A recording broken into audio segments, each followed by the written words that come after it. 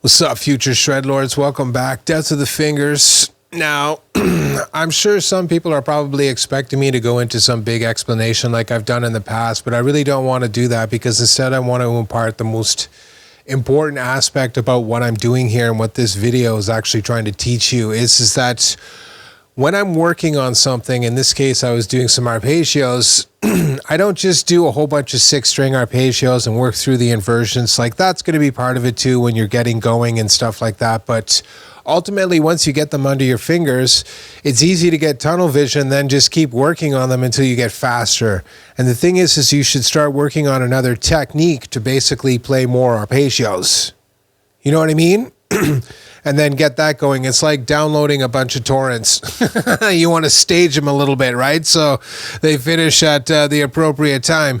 So that's what you're really trying to work on here is this multitasking skill of connecting a whole bunch of different music ideas together into one coherent sort of like workout session that just works everything.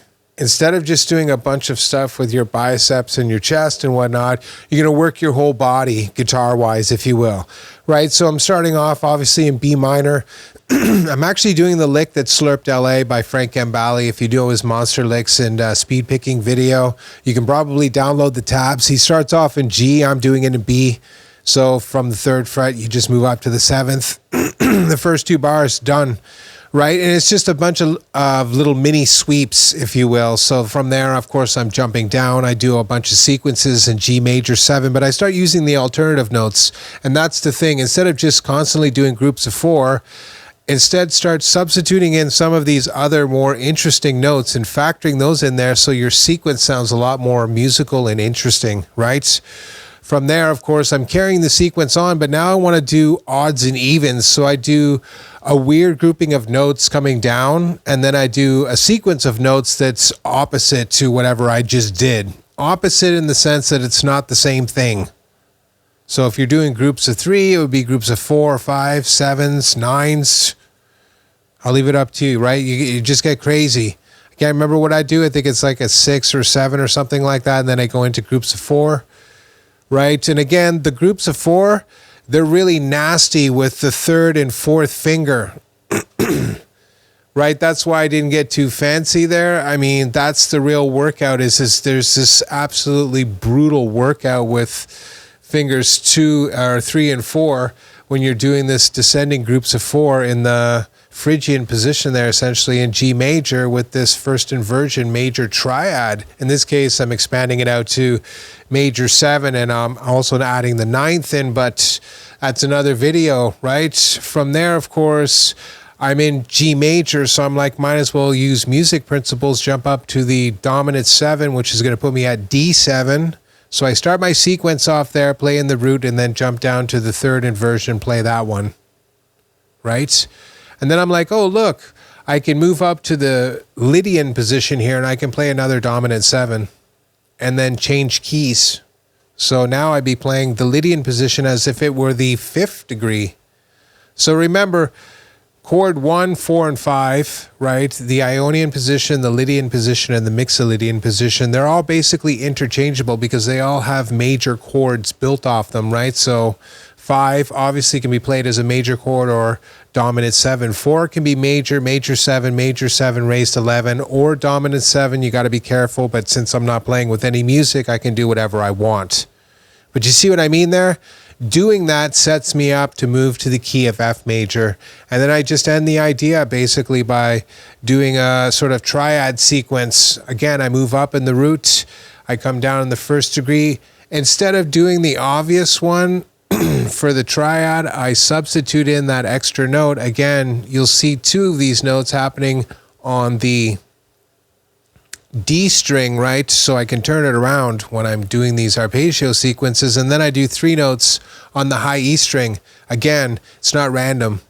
It's on purpose. And you also see me do 3 notes on the D string too. And again, you'll see me sliding my finger around. Also not random. You're seeing all of those little exercises coming in there. The only thing I didn't do was bends and vibrato because I'm a bit of a wimp right now and my fingers are just way too tender for that stuff. I ain't having it for a month. So for now, it's just the simpler stuff. But you get the idea there, right? Of course, jumping up to the last position, instead of doing the obvious sort of like third inversion to the first inversion with major 7, I'm like, why not do a 5-1 here? So use the Locrian position, right? Play C major now in this case, and then move up to the F major.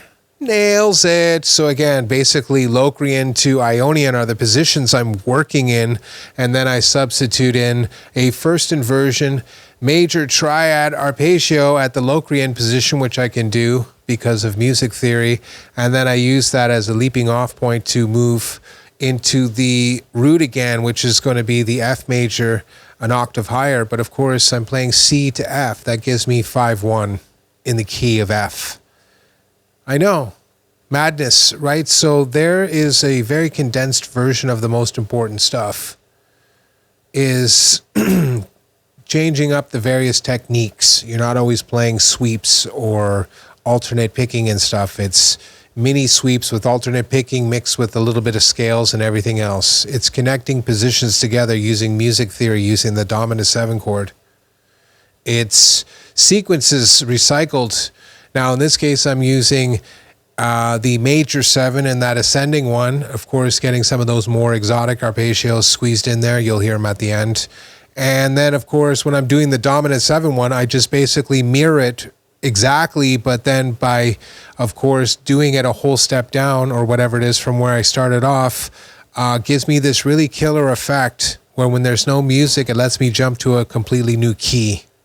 Very important music idea there, right? So you see me working the music exercises, you see me working the technical exercises, and then you see me being creative in how I create this practice session by joining together all of these threads into a much more complicated idea. I'll practice that 1 or 2 times, and then I'll practice that for a week, and then it's on to making a new one. And that's what you need to do, make one of your own. So at the end here, essentially you'll see, basically I do all of the ideas slowly, and then I do them sort of kind of fast. Not really, except for the end. I think I do it kind of fast, but you'll understand why. Sounds great. That's the whole thing. You start off by just working slowly on getting the fingerings and controlling the string noise and working out the picking and all that good stuff to get the smoothest sort of transitions and whatnot. And then you want to get it up to the secondary speed. And once you get it there, it's just a question. You've got it under your fingers. So it's just a question now of you practicing it enough times to get it fast. Right, so you're working towards the secondary speed. Once you get it there, then you'll be able to practice it for 6 months or a year or 10 years. And by the end of 10 years, it'll be so blindingly shreddy that you'll just be like, remember the old days? Right? So that's kind of it. And again, look at the structure. I go from B minor to G major 7, right, to D7, and then I use D7 to jump down, right, to a new key. What's that other dominant 7 chord I move to? I don't want to give it away till I can jump into, the F major, the new key kind of situation. Again, being able to name the sort of areas, the regions you're working in, right? You're starting off with the Phrygian position, then moving down into Ionian, then back up to Phrygian. Then you're going to go back up to Mixolydian, before moving Mixolydian a whole step down so that you can transfer the first degree all the way down a whole step to F. Notice, right? I took the entire template, put it down a whole step, and that means that the new key center has to be F if you keep everything relative to itself. So nails it. That's a simpler way of looking at it. But again, notice all the stuff going on behind the scenes. That's the end of me yip-yapping. Watch the examples, come up with small ones on your own, then gang 2 of them together, then 3, coming up with about a minute's worth of this stuff until you can basically play it front and back, and then essentially work on some speed. And then, of course, move on to the next one. And when you do your next one, you're not playing arpeggios. You're going to do some scale exercises, or you're going to play triad pairs. You're going to do some chord exercises, etc., etc., etc. Thank you so much for joining me. I appreciate every single one of you. Of course, exercise your mind. You want to do what I'm doing? Start working your mind. Once you get there, the rest is pretty much academic. It really is. We'll see you in the next one.